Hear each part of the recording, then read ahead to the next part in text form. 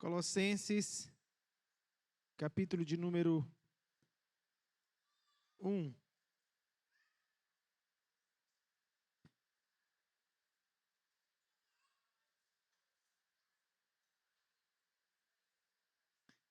A partir do versículo de número 9, nós estaremos lendo esta passagem.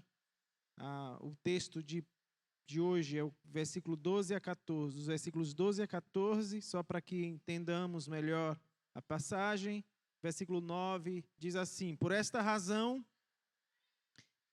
também nós, desde o dia em que o ouvimos, não cessamos de orar por vós e de pedir que transbordeis de pleno conhecimento da sua vontade em toda a sabedoria e entendimento espiritual, a fim de viverdes de modo digno do Senhor, para o seu inteiro agrado, frutificando em toda boa obra e crescendo no pleno conhecimento de Deus, sendo fortalecidos com todo o poder, segundo a força da sua glória, em toda a perseverança e longanimidade, com alegria, dando graças ao Pai que nos fez idôneos à parte que vos cabe da herança dos santos na luz. Ele nos libertou do império das trevas e nos transportou para o reino do Filho do seu amor, no qual temos a redenção, a remissão de pecados. Ele nos libertou do império das trevas e nos transportou para o reino do Filho do seu amor, no qual temos a redenção, a remissão dos pecados. Vamos orar mais uma vez. Meus Senhor, reunidos nesta noite, estamos aqui porque acreditamos que o Senhor ainda fala ao seu povo por intermédio da tua palavra. Queira usar esse pobre pecador, falho, imperfeito, cheio de defeitos, para que o poder esteja em ti, a glória esteja em ti e não naquele que prega. Senhor, usa-nos para sermos instrumentos de edificação ao teu povo, que possamos explicar esta passagem com clareza, e que o Espírito Santo de Deus aplique as verdades espirituais que foram registradas nesta passagem. Senhor, que o nosso coração se submeta à tua palavra, e que estejamos de fato sedentos pelo alimento espiritual. Que estejamos famintos pela palavra do Senhor. Nesta noite, cuida de nossos ouvidos, de nosso coração, quando ouvimos a palavra do Senhor. Em nome de Jesus Cristo. Amém. Irmãos, a Lei Áurea, de 13 de maio de 1888, ela foi uma lei que foi promulgada ou editada pela princesa Isabel, a regente de Portugal aqui no Brasil, que trouxe fim à escravidão no Brasil.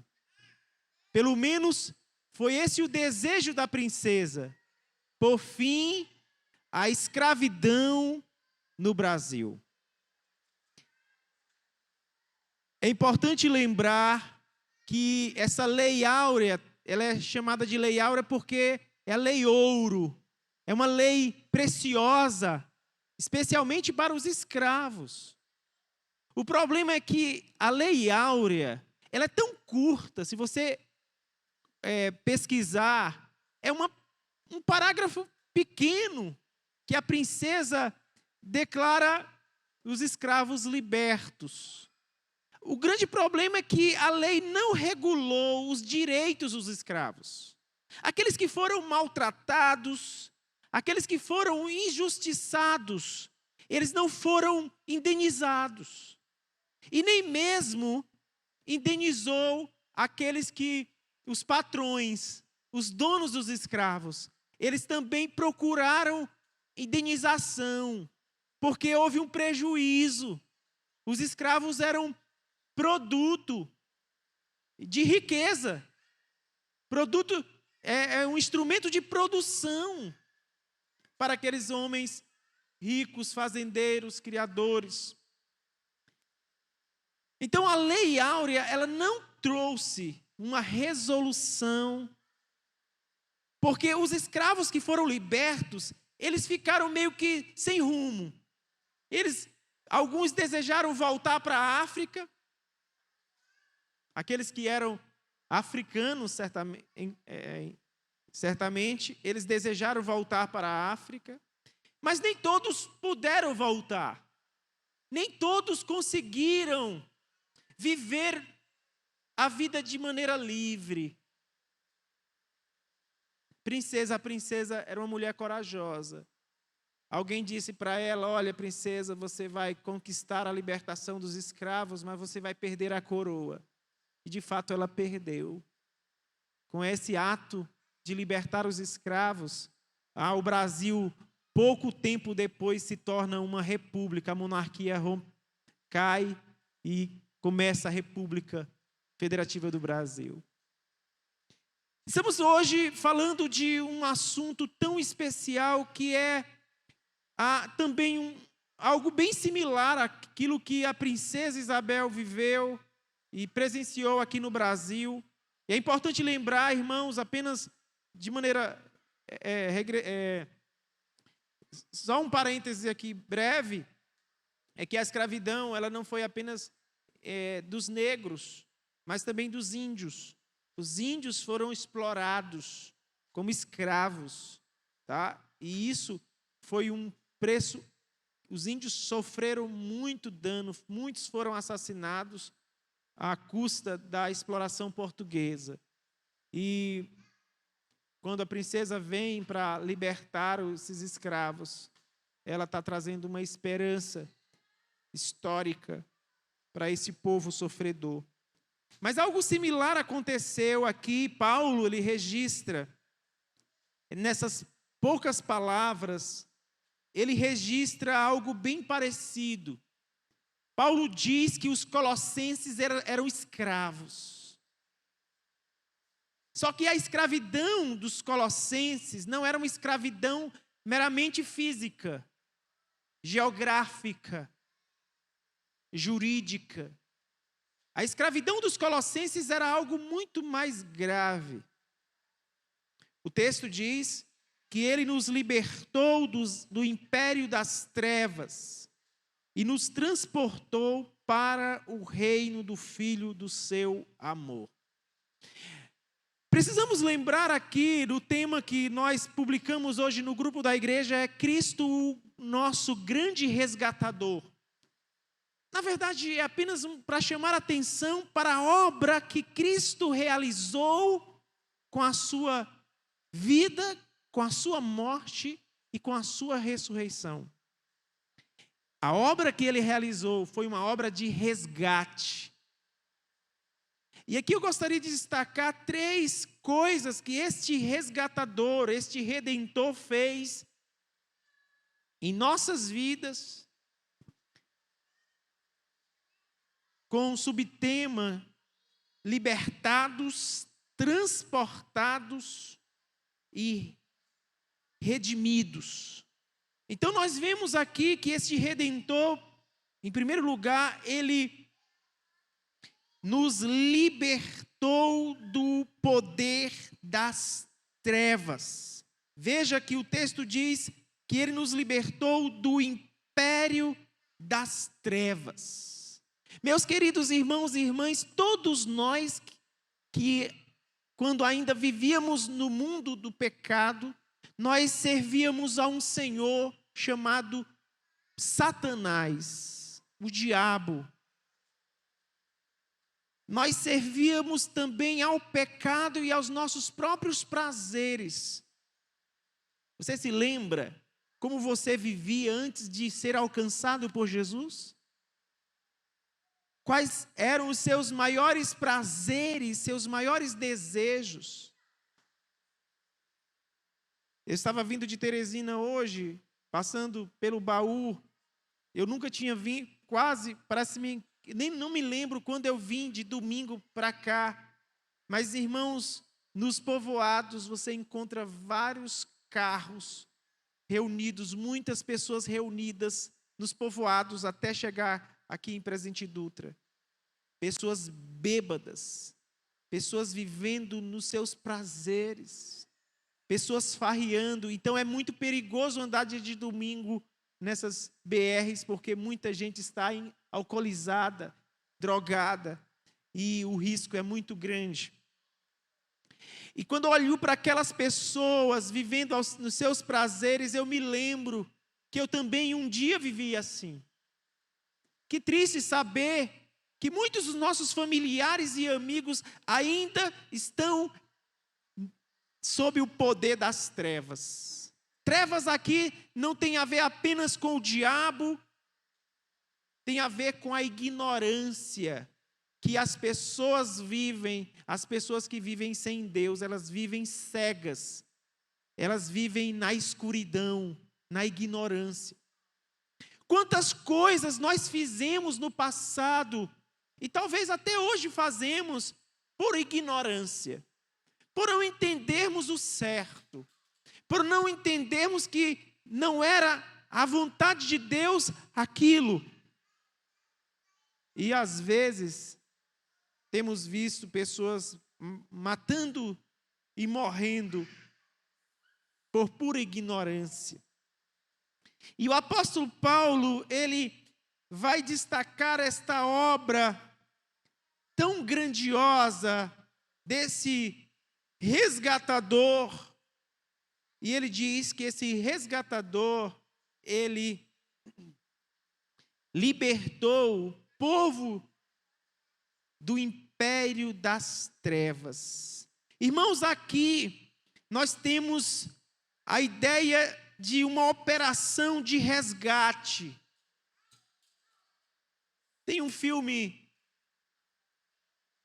que você pode assisti-lo, o nome dele é Resgate, ou Redenção.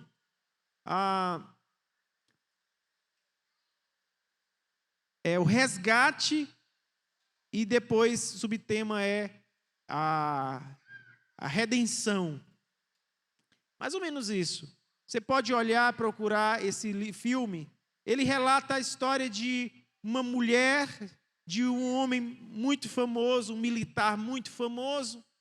E esse militar estava de reserva e a sua esposa foi sequestrada. E foi sequestrada entre os marroquinos. Ficou lá em cativeiro. E aquele homem, por amor à sua esposa, ele volta a ser um combatente para resgatá-la. E isso custou àquele homem muito sangue, não apenas dele, mas dos que ele matou. E aquele homem então entrou no território inimigo e tirou a sua esposa de lá. E antes dele tirar, alguém pergunta se ele era aquele soldado famoso. Ele se apresenta como aquele soldado famoso. E eles perguntam o que ele está fazendo aqui. E ele diz: eu vim resgatar a minha esposa. Minha esposa. Então, a gente vê aquele homem que corre riscos, que está disposto a morrer com o propósito de resgatar aquela pessoa amada. Esses filmes sobre redenção, sobre resgate, eles, na verdade, são anseios, mesmo que de maneira tão inconsciente, de uma redenção maior do que essa redenção física. Esses filmes, eles revelam, mesmo que o diretor não tenha esse propósito, que há, por trás de todas essas cenas de resgate, um resgatador capaz de morrer para resgatar a sua amada. A igreja é a sua noiva, a sua amada. Cristo é esse grande resgatador que entra em território inimigo para resgatar aqueles que são seus. Então, quando Paulo usa a palavra libertação, ele está usando um termo de uma operação de resgate, indicando uma operação de resgate. E ele também fala que nesse resgate há também um transporte. A palavra transportar traz a ideia exatamente daquela deportação que os babilônios fizeram dos israelitas. Levaram os jovens para a Babilônia. O Antíoco III também fez isso. Ele fez uma deportação de muitos dos judeus para fora. E aqui, então, quando Paulo fala que ele nos libertou do império das trevas, ele está dizendo que, mais do que a princesa Isabel, que prometeu liberdade aos escravos, e com a lei áurea ela declara o fim da escravidão no Brasil, mais do que declarar o fim da escravidão, é Cristo providenciar para os resgatados, para os libertados. Ele providencia um lugar seguro. Ele transporta do império das trevas, que é um lugar perigoso, um lugar de escravidão, um lugar inseguro. Ele pega os libertados e leva para o reino do Filho do seu amor. Foi isso que Deus fez. Ele primeiro resgatou, depois ele transportou. A maioria dos intérpretes acham que Paulo alude aqui ao resgate do povo de Deus lá do Egito. Quando Paulo está falando de libertar, resgatar, Paulo, segundo a maioria dos intérpretes, ele está aludindo ao resgate do Egito, o povo escravo do Egito. E Deus, com a sua mão forte e poderosa, tira o povo do Egito e leva para a terra de Canaã.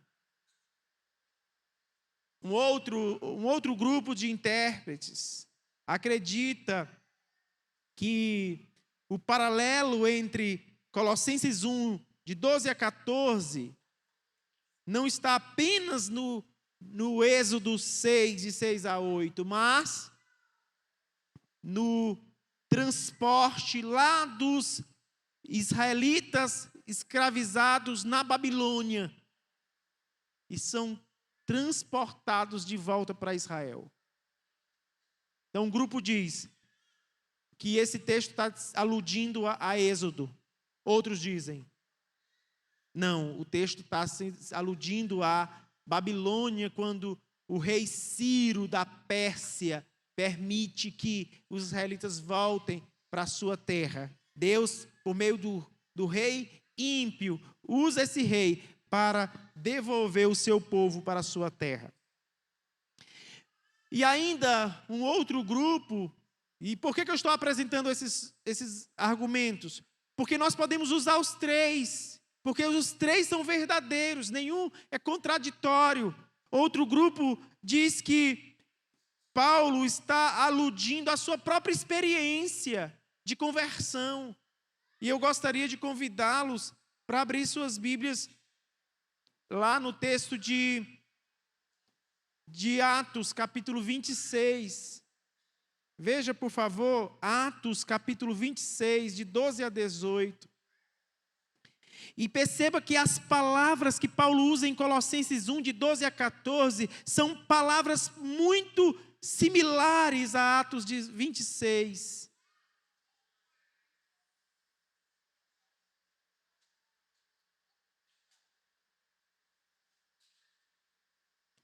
Escutem a leitura de Atos 26.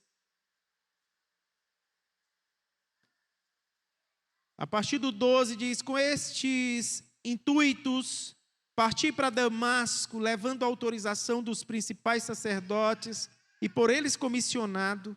Ao meio-dia, ó rei, indo eu caminho fora, vi uma luz no céu, mais resplandecente que o sol, que brilhou ao redor de mim e dos que iam comigo.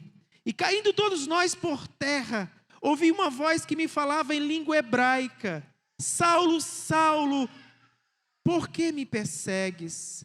Dura coisa é recalcitrares contra os aguilhões. Então eu perguntei: quem és tu, Senhor? Ao que o Senhor respondeu: eu sou Jesus, a quem tu persegues. Mas levanta-te e firma-te sobre os teus pés, porque por isto te apareci, para te constituir ministro e testemunha, tanto das coisas em que me viste, como daquelas pelas quais te aparecerei ainda, livrando-te do povo e dos gentios, para os quais eu te envio, para lhes abrires os olhos e os converteres das trevas para a luz, e da potestade de Satanás para Deus, a fim de que recebam eles remissão de pecados e herança entre os que são santificados pela fé em mim. Percebam que estas palavras são bem similares a Colossenses 1, de 12 a 14, especialmente o versículo 18. Peço que vocês acompanhem mais uma vez o versículo 18, que diz: para lhes abrires os olhos e os converteres das trevas para a luz e da potestade de Satanás para Deus, a fim de que recebam eles, o quê? Remissão de pecados. Versículo 14 de Colossenses 1. E herança entre os que são santificados pela fé em mim. Parece Colossenses 1, 12. O fato é, meus irmãos e irmãs, que o apóstolo Paulo, ele pode estar se referindo a essas três coisas. Na mente dele, ele está possivelmente se lembrando da obra de Deus realizada lá no Egito, como um paradigma para aquilo que Cristo faria nos fins dos tempos, uma obra de resgate, de um novo êxodo, nos tirando da escravidão do pecado para o reino de seu Filho. Nos tirando da escravidão de Satanás. Lembra o que Satanás faz? Diz que o Deus desse século faz o quê? Ele cegou o entendimento dos incrédulos para que eles não compreendam a vontade de Deus, para que eles não contemplem a beleza de Deus. Mas quando Cristo opera pelo seu Espírito, é como se as escamas dos olhos, como se caíssem escamas dos nossos olhos, e nós agora contemplamos a beleza de Deus na face de Cristo. Queridos irmãos, esta obra que Paulo fala em Colossenses, portanto, é uma obra de resgate. Fomos libertados da escravidão, das trevas, do império das trevas. E aqui, irmãos, é um resumo da obra da soteriologia, é um resumo daquilo que Deus está fazendo na vida de um homem. Como é que Deus faz para resgatar o homem do império das trevas? Primeiro, ele abre seus olhos espirituais, para ele ver.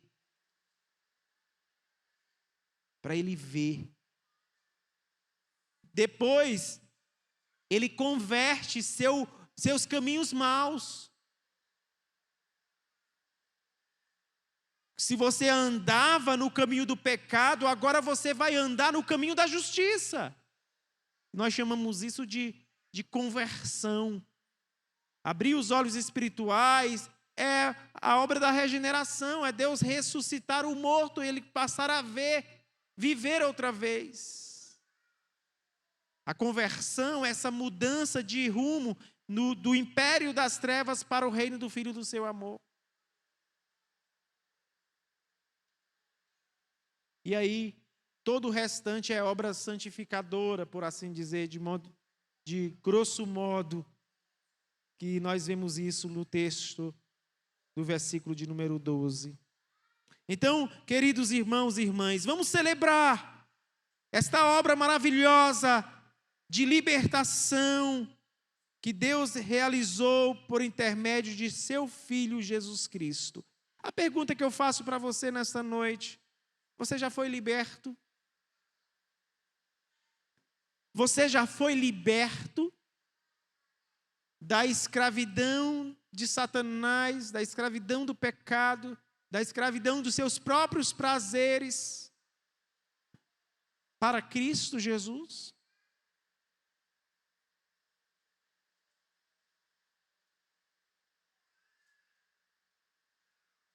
Precisamos nos lembrar que esta obra de resgate, de libertação, ela já havia sido profetizada desde o Antigo Testamento. Um texto que vocês podem ler em casa é 2 Samuel 7, de 12 a 16. É um texto messiânico, um texto que aponta para Cristo no fim dos tempos. Ele viria como Rei Messias para resgatar aqueles que jaziam em trevas. Se você ainda não foi liberto, eu quero te dar uma boa notícia hoje. Jesus, o Filho de Deus, é poderoso para libertá-lo de todo e qualquer vício, de todo e qualquer pecado que tenta tirar você do caminho de Deus. Irmãos, todos nós somos ainda pecadores. Ainda estamos lutando contra os pecados que tentam nos escravizar outra vez. Você que está me ouvindo aqui, você que é um jovem, membro desta igreja, talvez um jovem visitante.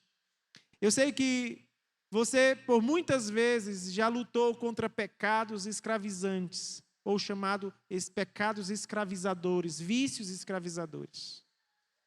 E eu não vou citar os vícios aqui, porque você conhece os vícios que te escravizam, ou que tentam escravizar a sua vida, sua alma.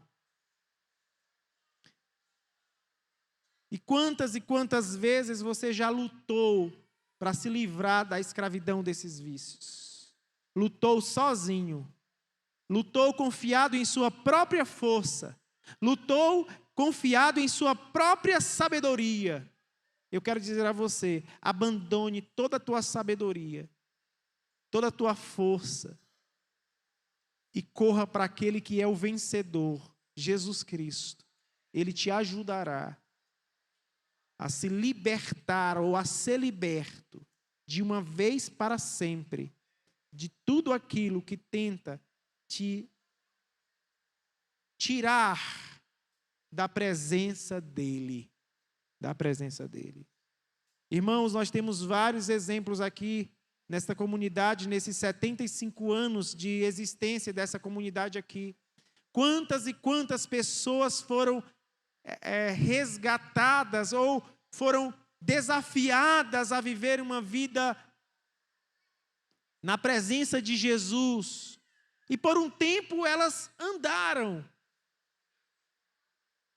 pelo menos externamente, humanamente falando, horizontalmente falando, elas foram resgatadas, mas elas não lutaram. Elas simplesmente deixaram que o coração fosse encharcado de sujeira e voltaram às mesmas práticas pecaminosas do passado. Cuidado, meus irmãos, para que nós não sejamos também como esses, que foram desafiados a viver uma vida para Deus, mas no meio do caminho, olharam para trás como a mulher de Ló, porque amavam mais o mundo do que o próprio Deus. Vemos nesta passagem ainda, além de libertados do império das trevas, nós fomos transportados para o reino do seu Filho amado. Veja que Paulo fala do reino. E alguns teólogos dizem, olha, Paulo não foi o escritor de Colossenses. Porque Paulo não... Essa ideia de Paulo falar de um reino futuro aqui não é típico de Paulo.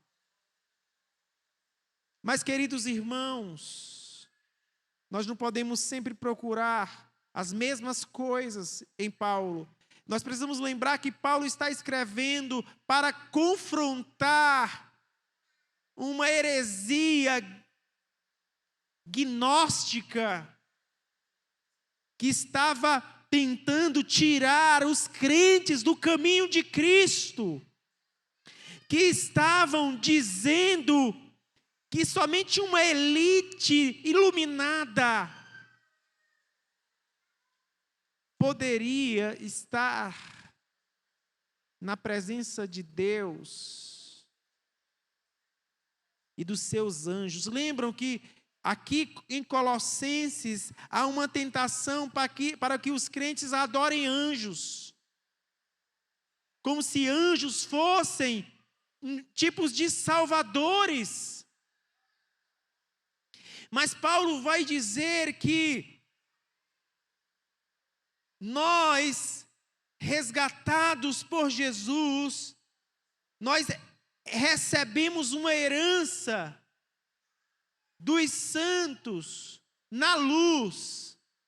E alguns dizem que luz aqui tem a ver com anjos. A ideia é que nós não apenas temos a salvação em Cristo, mas estaremos com os anjos adorando a Deus por meio de Cristo no próprio céu. O texto diz que ele nos transportou para o reino do seu Filho. Irmãos, nós cantamos algumas vezes aqui o hino 207. O tema do hino é: sou forasteiro aqui, em terra estranha estou, do reino lá do céu, embaixador eu sou. Essa é uma mensagem que é bíblica. Paulo está nos lembrando que quando Cristo nos liberta do pecado, Ele não apenas nos liberta do pecado e de Satanás, mas Ele nos faz lembrar que aqui neste mundo nós somos peregrinos. Esse mundo não é o mundo ainda final. Que o mundo final para os seus redimidos é o reino do Filho de Deus, que já começou quando Cristo reina no coração dos crentes, mas que será consumado quando Ele voltar e pegar todos os seus eleitos e uni-los, de modo que Ele será rei para sempre, um só povo e um só Deus por toda a eternidade. Então, quando Paulo fala de transportar para o reino do seu Filho, Paulo está falando de uma obra agora, mas também de uma obra futura. A ideia é que quando Cristo nos tira das trevas, já há, e nos transporta para o reino do seu Filho, já há uma obra, é um adiantamento daquela obra chamada obra futura, mas ainda em espera. Porque nós não vivemos ainda no reino de Deus aqui. Esse mundo ainda não é o fim, não é o reino perfeito de Cristo. Ou é? Você acha que esse mundo é tudo aquilo que Deus poderia nos dar.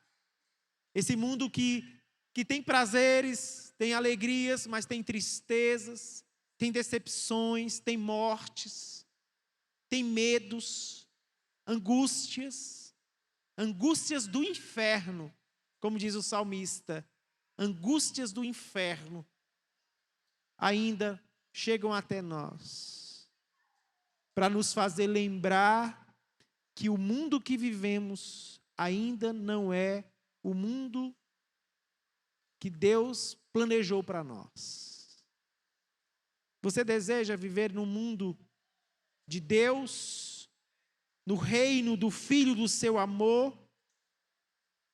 Esse reino virá em sua plenitude, porque o reino já veio quando Cristo veio e reina no coração da igreja, mas ele ainda não veio em sua plenitude, porque ele vai colocar todos os seus inimigos debaixo dos seus pés. E aqui será o estágio final da sua exaltação. O último degrau da exaltação do Filho de Deus é quando ele vier do céu, como diz o credo apostólico, donde há de vir para julgar os vivos e os mortos. Ele vem, e quando ele colocar os seus inimigos debaixo dos seus pés, ele será plenamente exaltado. Pergunta número 29 do Breve Catecismo de Westminster. Em que consiste a exaltação de Cristo? A exaltação de Cristo consiste em ele ter ressurgido dos mortos ao terceiro dia, subido aos céus, está assentado à direita de Deus Pai, e de vir julgar os homens no último dia.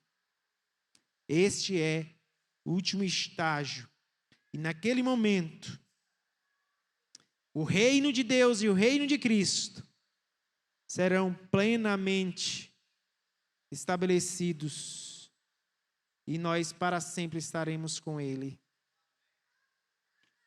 Esta obra desse resgatador é uma obra não apenas de libertação, mas uma obra de transporte. Quando a princesa Isabel libertou os escravos, foi uma declaração de liberdade, mas os escravos ficaram meio sem rumo, perdidos, sem saber para onde iam.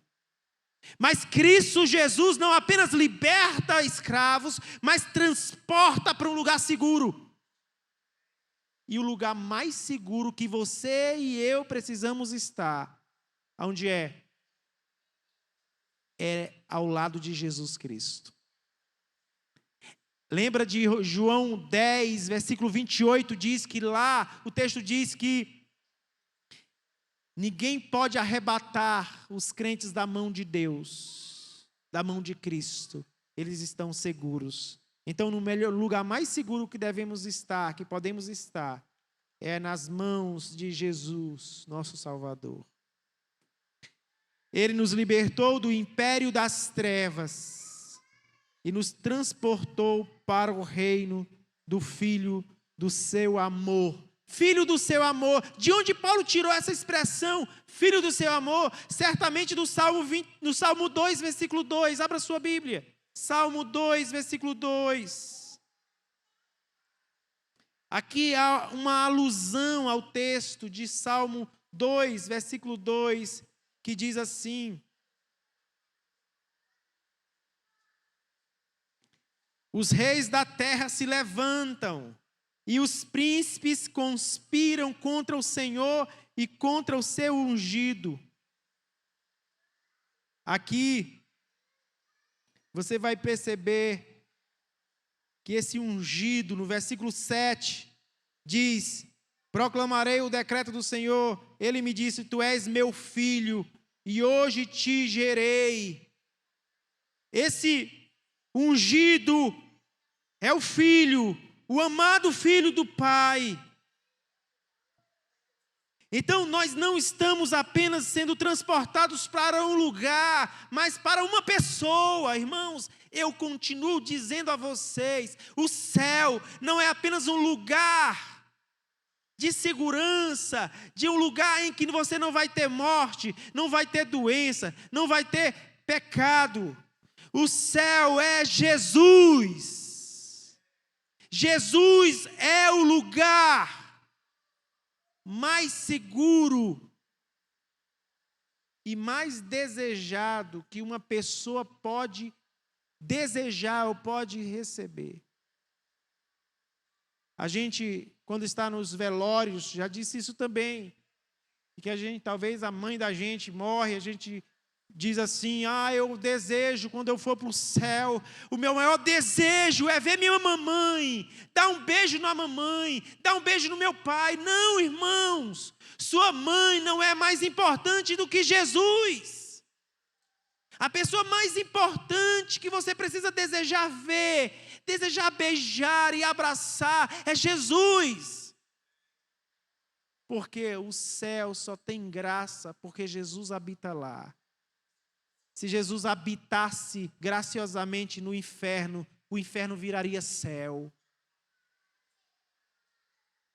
E aqui, o salmista, o apóstolo Paulo diz, esse transporte é para o reino do Filho amado, do Filho do seu amor. Há uma alusão também ao texto de 2 Samuel 7, de 12 a 16, que eu já deixei como tarefa de casa, e Mateus 17, 5, abra sua Bíblia lá, Mateus 17, 5, quando da transfiguração de Jesus, o próprio Pai vai dizer o seguinte,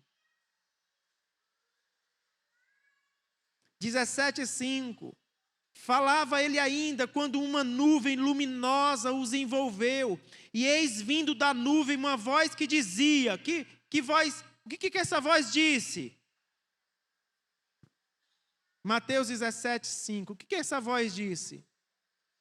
Este é meu filho amado em quem me comprazo. A ele ouvi. O que Paulo está dizendo é que esse transporte é um transporte não apenas para um lugar, mas é ao lado de.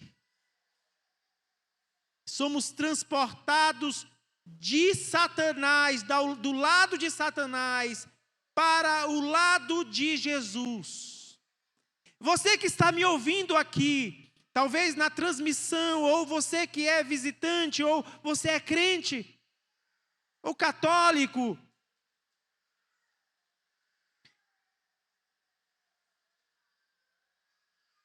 Pastor Juan contou uma história outro dia, e eu repeti aqui, sobre aquela luta entre o anjo dizendo para o homem que estava em cima do muro, vem para cá, vem para o nosso lado, vem para o nosso lado. E um demônio não dizia nada. E alguém ficou vendo aquilo, o demônio não dizendo nada, o homem em cima do muro, e o anjo dizendo, vem para o nosso lado, e o demônio silencioso. E alguém, por que o anjo pede para o cara vir para o outro lado, para o lado dele, e o demônio não pede nada, fica em silêncio? Aí o demônio respondeu, enquanto ele estiver em cima do muro, ele está do meu lado. Enquanto ele estiver em cima do muro, enquanto ele não se decidir, ele está do meu lado. Irmãos, quando nós pensamos nesse transporte, transportado do império das trevas para o reino do Filho do seu amor, eu preciso lembrar a você que está me ouvindo, nós sempre estaremos de um lado. Ou estaremos do lado de Deus contra o pecado, ou estaremos do lado do pecado contra Deus. Nunca estaremos em cima do muro, nunca. Então você que está me ouvindo aqui, você que veio ouvir a palavra de Deus, se decida ao lado de Cristo, porque aqueles que estão em Cristo, eles são mais do que vencedores, e eles não são apenas novas criaturas, não há mais condenação para eles, não há condenação para eles. Então Paulo, quando fala aqui, para o reino do Filho do seu amor, Paulo está falando desse Jesus Cristo, desse reino glorioso. E por último, além de libertos e transportados, somos redimidos. Redenção é a palavra aqui. Redenção aponta para os efeitos da morte de Jesus sobre aqueles que pertencem a Ele. E um dos efeitos da redenção é o perdão de pecados. É isso que Paulo fala. No qual temos a redenção, versículo 14, vírgula, a remissão dos pecados. Irmãos, essa palavra, redenção, traz à mente, traz à nossa mente o que acontecia no século I. Nós temos mais de 100, eu sempre erro os zeros, às vezes eu digo que é 100 mil, mas pode ser 100 milhões, eu acho que é 100 mil, é menos 100 mil escravos em Roma no primeiro século. Se for milhões, me corrija, porque o número vai ser bem alto. Mas nós temos muitos escravos no Novo Testamento, na época do Novo Testamento. Em Roma, o Império Romano, no Império Romano, mais de 100 mil escravos. E quando se fala de redenção aqui, certamente Paulo está falando daquela transação pela qual um escravo pagava o preço para a sua libertação, ou alguém pagava o preço para comprá-lo. A ideia da carta de euforia, né? Ou o resgate. É uma palavra do direito comercial romano. Resgate. É um pagamento. Nós usamos isso no mundo.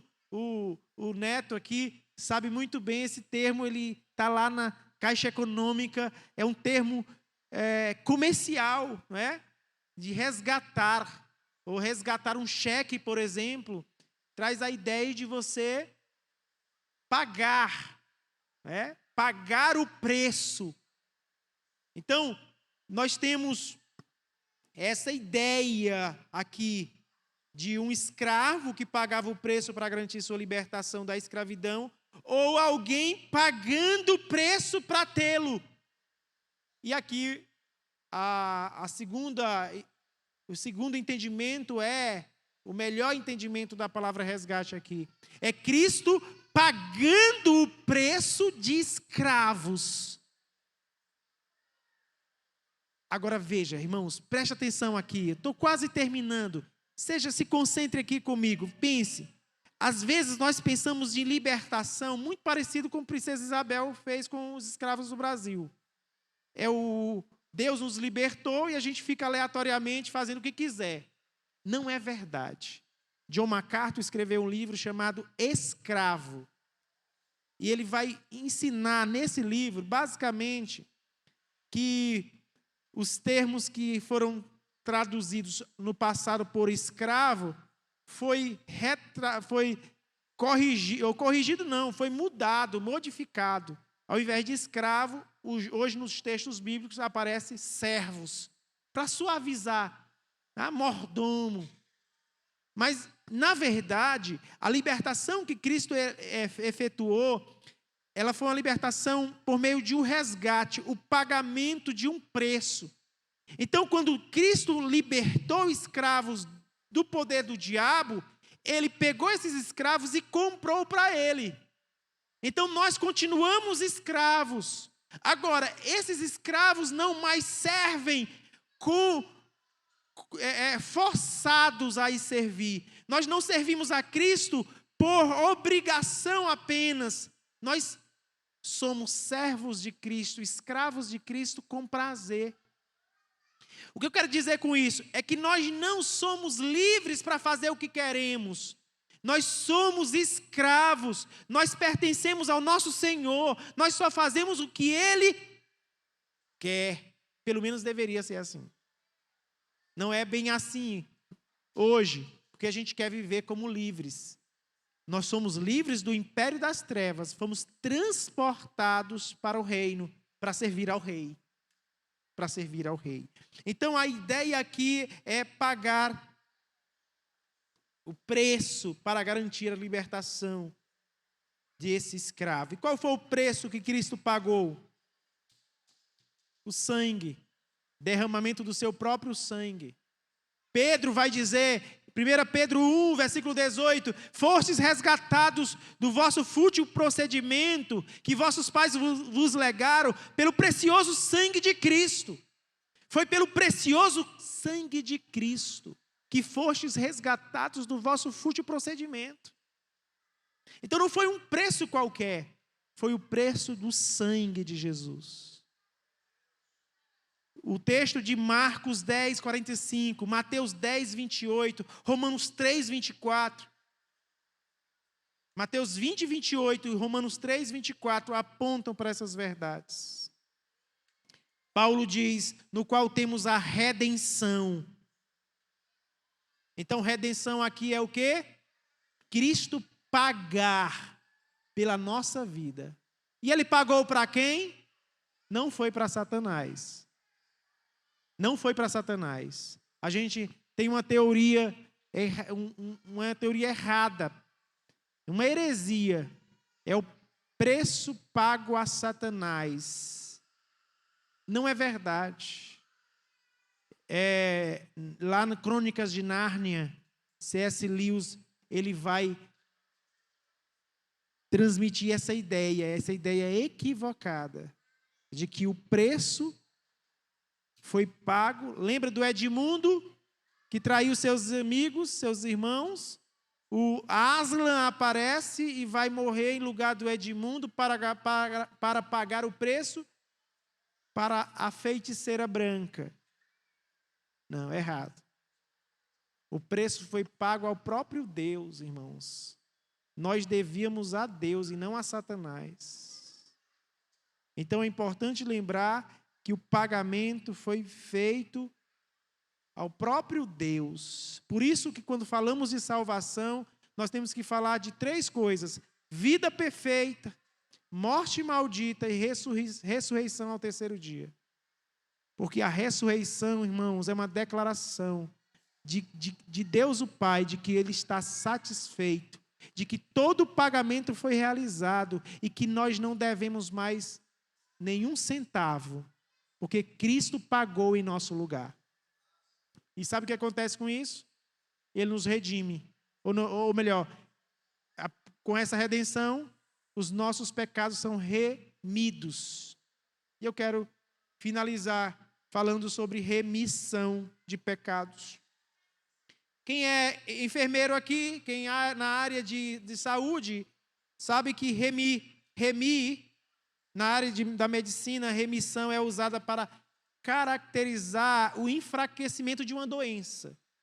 Tá? Então, se uma doença está sendo enfraquecida, a pessoa está melhorando, então os médicos dizem que ele está na fase da remissão. É uma fase já final da doença. Tá?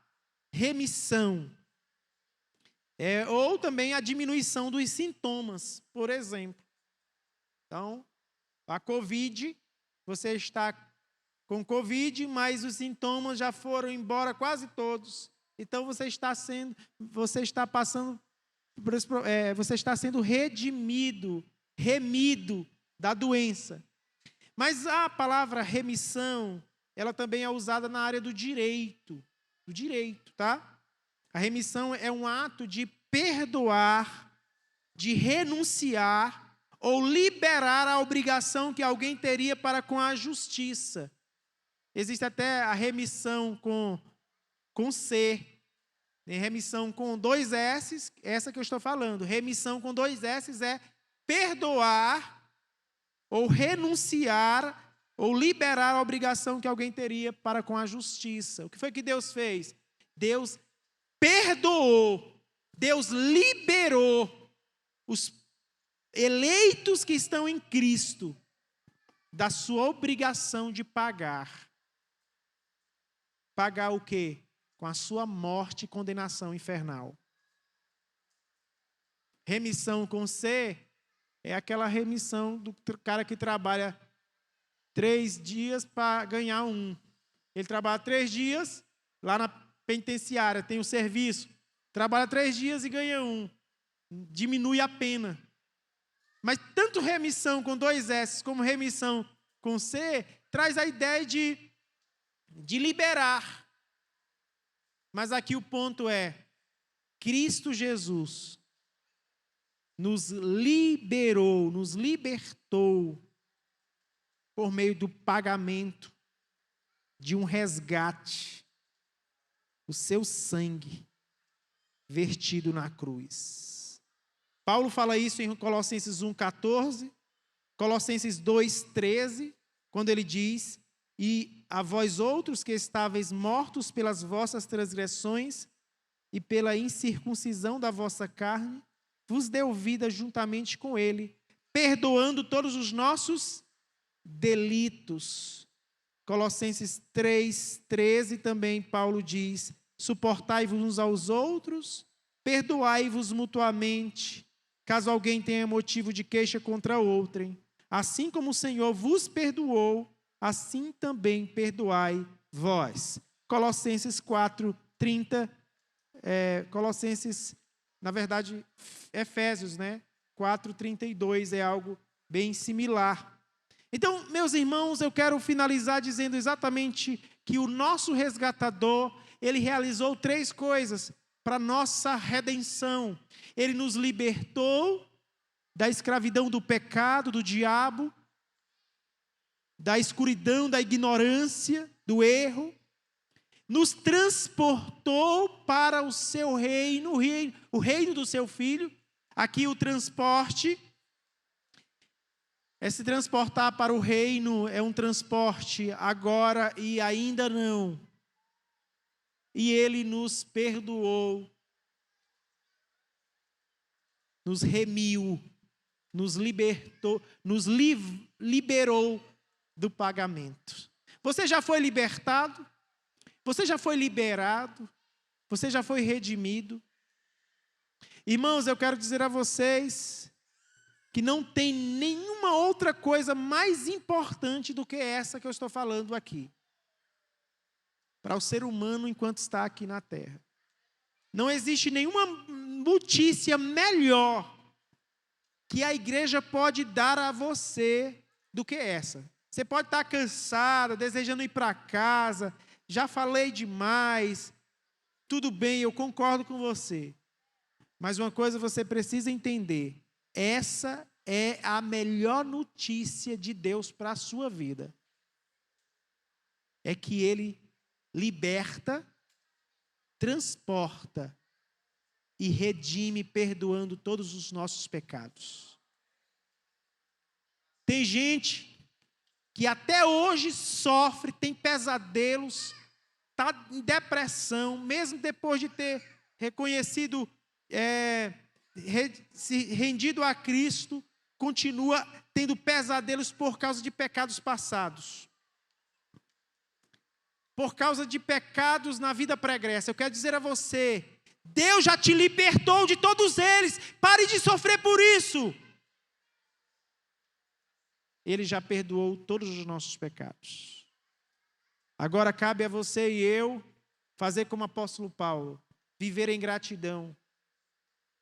É com alegria, dando graças a Deus que nos deu o privilégio de sermos participantes do seu reino na luz.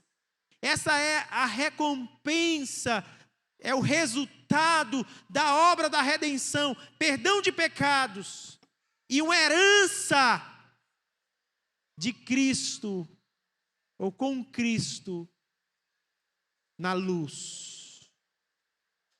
Corra para Cristo. Ele pode te libertar de todos os pecados e te dar uma herança. Talvez você não tenha nem parente, nem herança nenhuma, mas em Cristo você é um homem herdeiro do céu.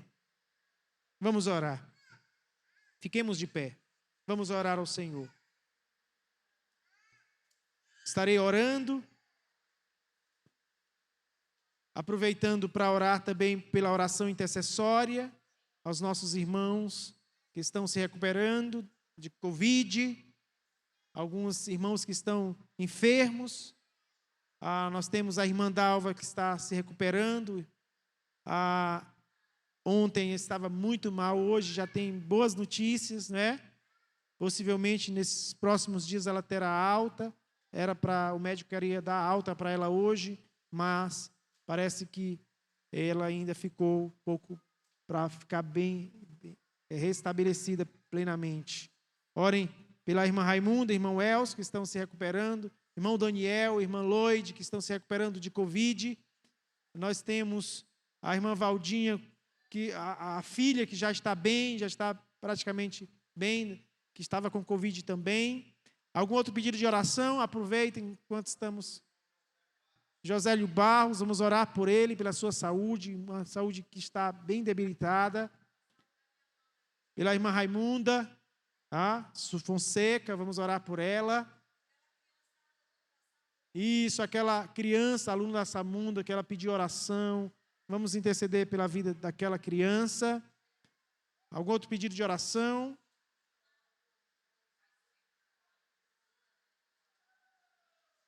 Irmão Leones pede oração. Está viajando nesses próximos dias para o Pará, passará uns dias lá. Vamos orar. Tem um primo de Natiele que está no Rio Grande do Sul, estava muito mal, mas Deus tem levantado ele, está bem melhor, estava com uma doença. Qual o nome da doença mesmo? Essa aí. Leishmaniose. Visceral, né? Ele não sabiam o que fazer. Ele estava morrendo mesmo. Descobriram, ele está quase restabelecido, não é? Tá? E vamos orar também, além dela, alguém pediu alguma outra, pedido de oração. Orem pela Natiele, que está prestes próxima da luz, que a criança venha com saúde, que a gente possa cuidar bem dela. Então vamos orar, meus irmãos. Nosso Deus, nós louvamos o Teu nome pela obra da redenção realizada por Jesus em nosso favor. Não merecíamos coisa nenhuma, nem pagamos coisa nenhuma, mas o Senhor Jesus conquistou para nós essa bênção maravilhosa por meio do seu sangue precioso vertido na cruz. Que o Senhor receba nosso louvor, nossa gratidão por esta obra maravilhosa. Se o Senhor já fez o mais, certamente fará o menos. Saúde física é o menos. Desejamos ter saúde, rogamos que o Senhor restabeleça a saúde dos nossos irmãos, se essa for a tua vontade. Todos os irmãos citados aqui, todos que foram apresentados aqui, o Senhor ouviu o nome deles, os irmãos também ouviram, que o Senhor os ajude, os restabeleça, que eles voltem à congregação, que eles venham à igreja, que eles louvem o teu nome, não apenas com a boca, mas com a vida. Restabeleça os desanimados, que a alegria do Senhor seja a força daqueles irmãos e irmãs que estão sendo tentados ao desânimo. Que o Senhor restabeleça a alegria de todos nós, porque não servimos a homens, não estamos aqui para adorar pessoas, estamos aqui para servir ao Senhor, com alegria. Ó Deus querido, continue a guardar esta igreja sob a mão poderosa do Salvador, que nessa semana nós sejamos bem-sucedidos em tudo o que realizamos, e aqueles amigos e amigas que estão aqui, que também sejam alcançados com esta verdade evangélica e cada vez mais se rendam e definitivamente renunciem os seus pecados e prazeres que militam contra Deus. Ó Senhor, assim oramos E que a graça de nosso Senhor e Salvador Jesus Cristo, o amor de Deus, o nosso Pai, e a comunhão e as consolações do Deus Espírito Santo sejam com vocês, meus irmãos, hoje e para todo sempre. Amém. Podem sentar.